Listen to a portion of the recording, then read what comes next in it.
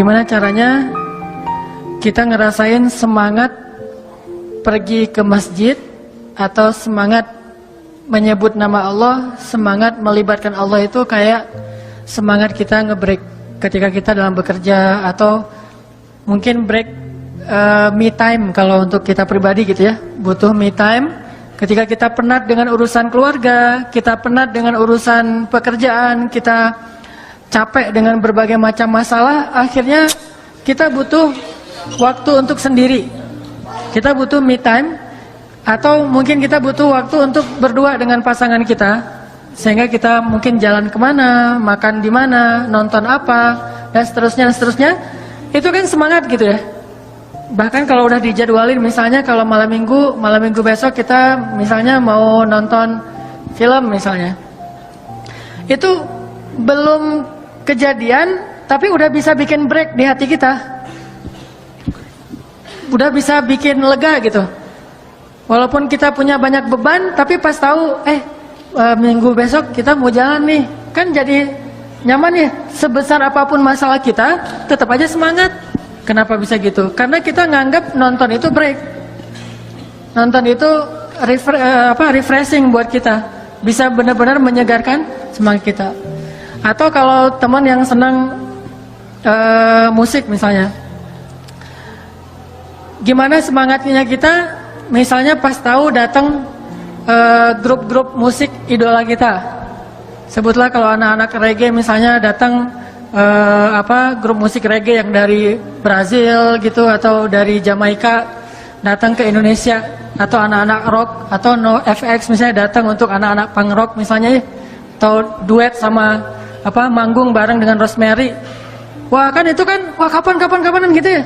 Terus beli tiket, udah gitu kita lihat tiketnya setiap hari, dilihat lagi tiketnya, padahal tanggalnya udah dihafal tapi masih ada dilihat terus. Kenapa? Karena kita ngerasa itu sesuatu yang benar-benar bisa nyelesain atau bisa menenangkan kita. Atau siang hari ketika malamnya kita akan nonton bola final Liga Champion antara Real Madrid melawan Manchester United misalnya.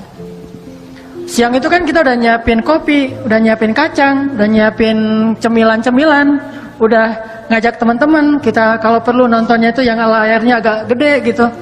Nontonnya bareng-bareng, nggak akan tidur. Wah, kita udah planning, udah bikin rundownnya, udah bikin itinerary-nya, kita bakalan ngapain, sehingga siangnya aja kita udah semangat gitu.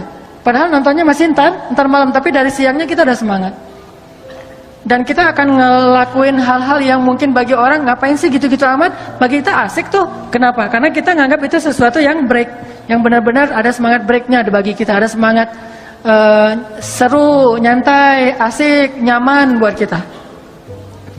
Orang nonton Persib misalnya, sebagai orang Bandung kan, kalau Persib lagi main, apalagi lawannya tetangga misalnya kan nih, wah itu kan semangatnya semangat perjuangan 45 kan, rela mati itu. Udah gitu kita hujan, panas, nggak penting, nggak ada cerita kenapa nggak ikut nonton Persib, hujan, itu nggak pernah dengar kan? Malu malah kalau dia ngomong nggak nonton Persib gara-gara hujan. Jadi nggak ada alasan hujan. Walaupun sholat di masjid itu sebetulnya hujan itu alasan yang dibolehkan dalam agama untuk tidak ke masjid loh. Ada nggak alasan bagi teman-teman bobotoh hujan nggak perlu nonton di stadion, nonton di rumah aja? Nggak kan? Saking luar biasanya semangat kita untuk nonton di stadion bola. Jadi hujan malah makin seru, makin hujan itu makin keren gitu. Hujan tiketnya habis, itu bukan masalah.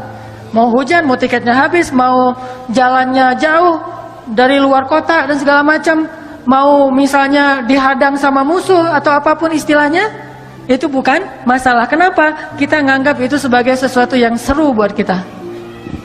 Bisa nggak kita punya semangat yang kayak gitu ketika kita mendengar suara azan? Atau yang paling dekat gini deh, bisa nggak ya setiap waktu azan itu semangat kita mendengar atau menunggu waktu azan tuh kayak semangat kita nunggu azan maghrib ketika sedang berpuasa? Tuh kan azan paling indah tuh kan azan maghrib ketika bulan puasa ya. Itu azan paling indah. Gimana pun muazinnya biasa aja, itu nggak masalah. Kalau azan yang lain kan kita kadang-kadang sok-sok mengkritik muazin gitu, muazinnya gak enakan, saya malas ke masjid, alasannya muazin. Tapi kalau buka puasa, mau muazinnya kakek-kakek, anak kecil yang baru belajar, Malah kita bersyukur kalau ada anak kecil yang iseng belajar azan jam 5 lebih dikit gitu, Allahu Akbar, wah buka gitu. Ada alasan, nanti pas ternyata salah, ya nggak apa-apa, udah makan, alhamdulillah gitu kan. Azan paling indah itu azan maghrib ketika puasa, hari Senin, hari Kamis, bulan Ramadan, tanggal 9 Zulhijjah, itu azan maghrib terindah yang kayaknya yang nggak tahu saya doang atau teman-teman ngerasain juga. Saya mah ngerasain itu azan maghrib paling indah, ditunggu-tunggu gitu. Nih azan, kok belum azan aja, padahal udah mau gelap nih. Lihat jam, dikit-dikit lihat jam, pengen banget azan, begitu azan langsung. Malah belum azan juga udah dipegang di sini nih. Begitu udah mendekati azan taruh di sini, pas azan langsung. saking udah nggak sabaran nunggu azan. Bisa nggak kita punya semangat menunggu azan yang kayak gitu, tapi untuk waktu-waktu yang lain? Menjelang zuhur, kok belum azan ya? Aduh, bentar lagi mau azan harusnya nih. Kok belum dikumandangin azan? Langsung wudu, datang ke masjid, nungguin. Bayangin, ada seorang tabi'in. Ini dikenal dengan istilah Sayyidut Tabi'in, pemimpinnya para tabi'in. Namanya Sa'id ibnu al-Musayyib atau al-Musayyab. Sa'id ibnu al-Musayyib ini 30 tahun mendengar azan di dalam masjid.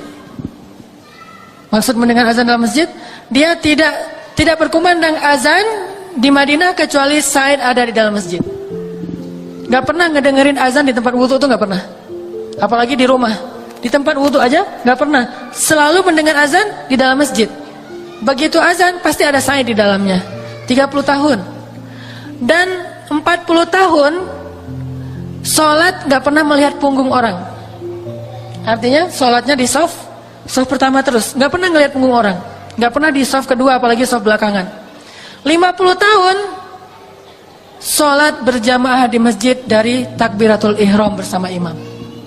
Jadi 30 tahun azannya di dalam masjid, 40 tahun sholatnya di soft pertama, dan 50 tahun dia sholat selalu takbiratul ihram bareng dengan imam. Saking semangatnya Sa'id ibnu al-Musayyib untuk melaksanakan sholat. Bagi dia sholat itu udah mungkin bisa kita bilang kayak konser buat kita. Sholat itu sesuatu yang ditunggu-tunggu banget, dibela-belain. Bahkan mau bayar berapapun dia rela, yang penting dia bisa sholat tepat waktu dan berjamaah di masjid. Ini gimana sih punya semangat yang kayak gini? Sampai kita akhirnya bisa ketika mendengar suara azan itu bahagia gitu. Ketika menyebut nama Allah itu jadi tenang. Ketika disebut nama Allah kita dengar dari orang lain, kita jadi mantap. Innamal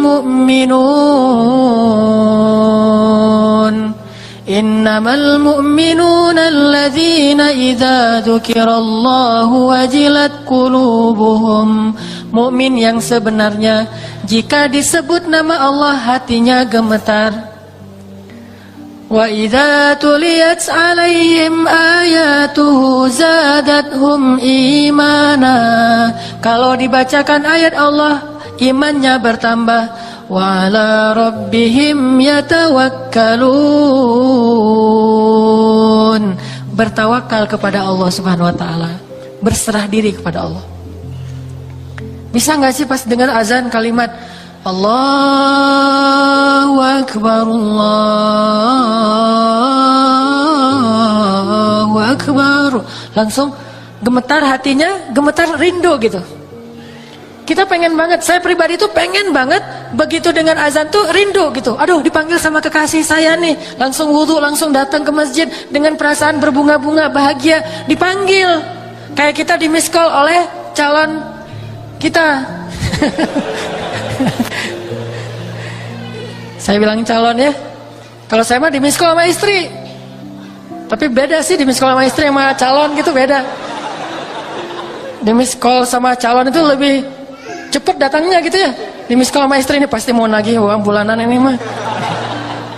Coba bayangin di miss call oleh istri kita, di miss call oleh calon kita, atau mungkin bagi sebagian orang di miss call oleh pacarnya. Itu miss call tuh di capture sama dia. Lagi miss call keluar suara dia yayang gitu ya, capture, langsung capture. Jam, tanggal dan segala macam di capture. Wah bangga dilihat-lihat. Sekali dapat SMS dihafal SMS-nya.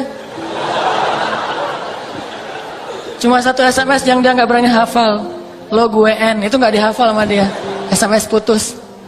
Kalau SMS ya saya terima atau apapun lah bahasanya, saya belum pernah diterima soalnya ya. Jadi nggak tahu gimana sih rasanya diterima nembak gitu. Bilang aku suka lu sama kamu mau nggak jadi pacar aku? Terus dia jawabnya gimana sih? Kalau ya saya soalnya keseringan dibilang enggak sih soalnya, jadi nggak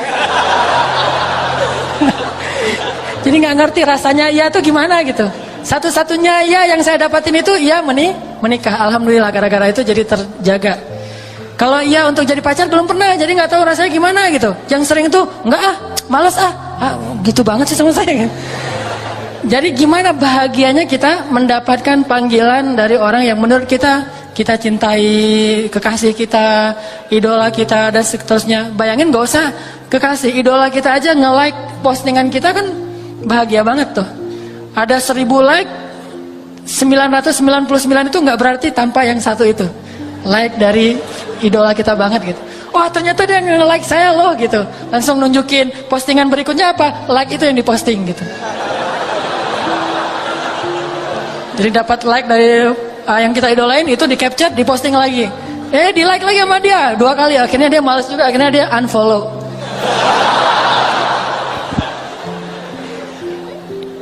Gimana caranya biar kita bisa punya semangat kayak gitu ketika mendengar suara azan? Pertama, kita harus belajar butuh sama Allah. Karena kalau kita butuh, pasti kita akan nunggu-nunggu nih. Kalau kita ngerasa butuh sama Allah, pasti kita akan lebih ringan untuk datang kepada Allah. Analogi paling gampang tuh, saat kita dalam banyak masalah kan kita jadi gampang sholat ya. Kalau lagi banyak masalah, sholatnya khusyuk. Lagi banyak masalah, tahajud, berapa juz? 1 juz, aduh gak ada yang 2 juz ya. Gitu. Kalau lagi diputusin, nyari yang 2 juz.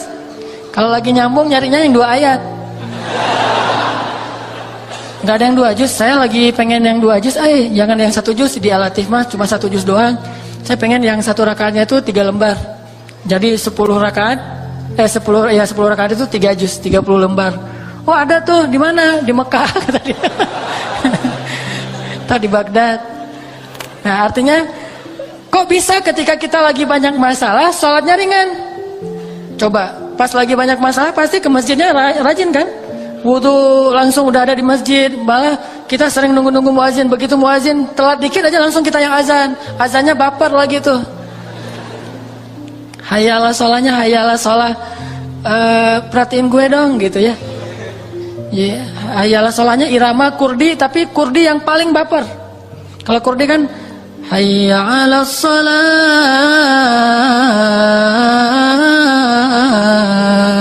Ini lebih baper dari itu. Sampai ada serak-serak basahnya. Udah gitu saking bapernya panjang, keputus lagi napasnya, di akhir gitu. Ini semangat ke masjid. Kok bisa? Karena kita ngerasa butuh sama Allah. Ya Allah, lembutkanlah hati bapaknya supaya bapaknya itu butuh kan?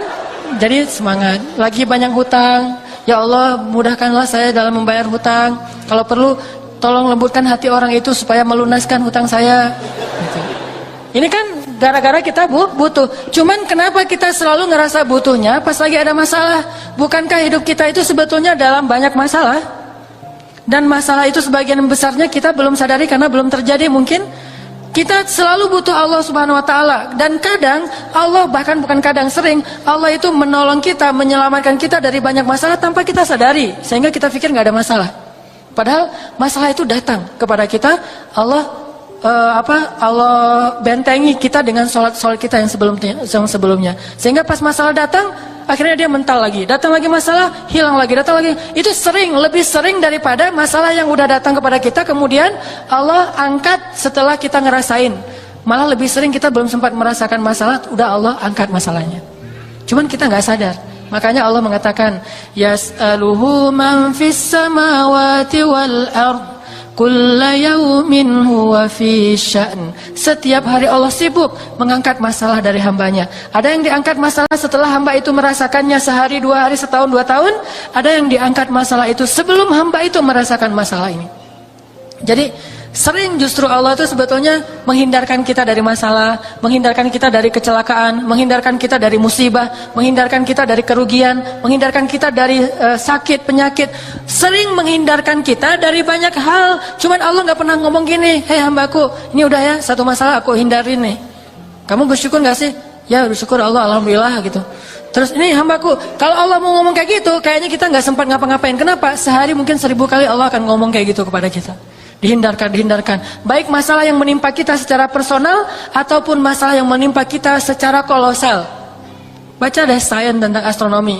Dalam semalam itu berapa asteroid atau komet atau bintang jatuh ke bumi yang terhindar oleh kebesaran Allah Subhanahu wa taala.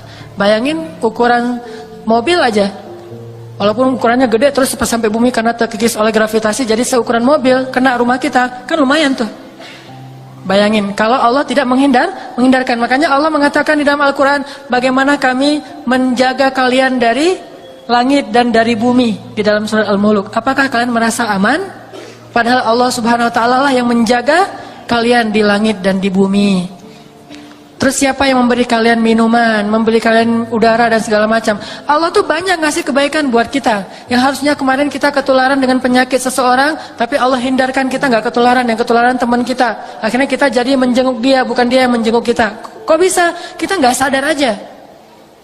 Bukankah kita sering harusnya menjenguk teman, dijenguk oleh teman kita, malah kita yang menjenguk dia kan ya? Sama kayak saya sama teman pergi misalnya lagi ke Batu Karas. Ternyata kita sama-sama digigit nyamuk di sana mah. Nyamuk apa? DBD. Pas sudah digigit nyamuk pulang, baru di jalan dia udah sakit. Akhirnya pas sampai di Bandung saya ngejenguk dia. Walaupun seminggu kemudian dia jenguk saya sih. Tapi setidaknya harusnya mungkin bukan saya doang, saya, dia dan beberapa teman yang lain rata-rata pernah kegigit nyamuk lah karena di sana banyak nyamuk. Cuma kenapa kita berdua doang yang sakit walaupun dia duluan kemudian saya. Bayangin kalau yang lain juga kena. Yang lain yang nggak kena DB itu mungkin ngerasa saya mah nggak kena sakit. Padahal mungkin dia pantas juga untuk dirawat di rumah sakit, tapi Allah menghindarkan musibah itu dari dia. Dia aja yang nggak sadar. Dan itu sering terjadi dalam hidup kita. Maka kita harus selalu ngerasa butuh 24 jam dalam sehari, setiap detik kita butuh kepada Allah. Sehingga setiap kali Allah panggil, ya saya emang butuh sama Allah, udah datang ke Allah. Apalagi memang nyata-nyatanya secara zahir, emang kita punya banyak masalah. Wajah-wajah kita kan wajah-wajah bermasalah nih. Banyak masalah gitu. Ketika kita lagi ngerasa sangat banyak masalah, maka sholat itu harusnya benar-benar jadi break kita dari masalah-masalah kita. Nggak nyaman hatinya, perasaannya, lagi tadi mungkin baru rame dengan pasangan, baru dimarahin sama orang tua, baru ada masalah sama teman, baru ngalamin sesuatu yang nggak nyaman. Hayalah sholat, udah datang aja ke Allah karena ngerasa butuh. Karena kita yakin begitu kita datang kepada Allah, kita libatkan Allah, Allah akan ikut menolong kita dalam masalah kita. Itu pasti. Tapi kalau kita nggak pernah ngelibatin Allah, nggak usah nuntut-nuntut Allah. Allah akan bilang, emangnya kamu ngelibatin saya? Bukankah kamu nggak pernah datang ketika saya panggil? Atau datangnya males-malesan, sekedar menunaikan kewajiban doang, dan itu juga belum tentu sah? Coba datang sebagai orang yang butuh kepada Allah, pasti kita akan ngerasa lebih nyaman, lebih semangat untuk sholat. Dan kalau perlu gini aja nih, begitu azan ingat masalah apa yang kita pengen, masalah mana yang kita pengen tuntasin dulu. Pas Allahu Akbar, Allahu Akbar, wah saya pengen lamar kerja, datang ke Allah, Allah saya pengen dapat kerjaan yang halal. Udah besok Allahu Akbar, Allahu Akbar, saya baru ketemu cewek, cuma saya nggak tahu namanya, nyari di mana ya tanya ke Allah aja deh gitu. Datang ke Allah, ya Allah mudah-mudahan saya ketemu lagi dengan dia. Kalau kedua kali ini saya nggak akan sia-siakan nih kesempatannya nih, langsung PDKT kenalan gitu ya. Yang pertama tadi kan agak-agak jaim, ngeliat-liat sekali atau ngeliatnya lewat spion. Tapi kalau yang ini mah, wah udah nggak ada basa-basi, Neng boleh tukar nomor HP gitu. Ya boleh, ternyata dia kasih nomor handphonenya, nomor handphone yang udah expired. Pas ditelepon nomornya tidak terpasang gitu ya. Jadi akhirnya nggak nyambung. Minta ke Allah, terus Allahu Akbar lagi. Saya pengen punya anak. Allahu Akbar lagi. Saya pengen apa gitu. Setiap Allahu Akbar minimal belajar ada pengennya dulu nih. Dan insya Allah selalu kita butuh Allah. Dan gak usah khawatir, pedagang banget sih, asal datang ke Allah minta sesuatu. Gak masalah, Allah itu suka dimintai, Allah itu suka dicurhatin, Allah itu suka kalau hambanya itu merengek di hadapan Allah. Istilah bahasa Arabnya itu ilhah. Allah itu suka kepada hamba yang suka ilhah, merengek. Allah gitu ngomong, ada apa ya abdi, ada apa? Allah, ini ada masalah dikit nih. Kenapa? Aduh, saya mah jerawatan, Allah, gimana ya caranya? Ini bukan main-main ya. Kenapa? Karena Nabi bilang apa? Mintalah kepada Allah walaupun garam. Jadi kalau urusan sepele kayak garam aja minta ke Allah, apalagi urusan jerawat, kan itu lebih berbahaya itu. Menentukan nasib kita kan jerawat mah ya. Apalagi jerawatnya gede di hidung satu, di ini satu, kelihatan banget. Kan menentukan nasib banget. Kamu orangnya jorok, gak mau sama kamu kan gitu ya.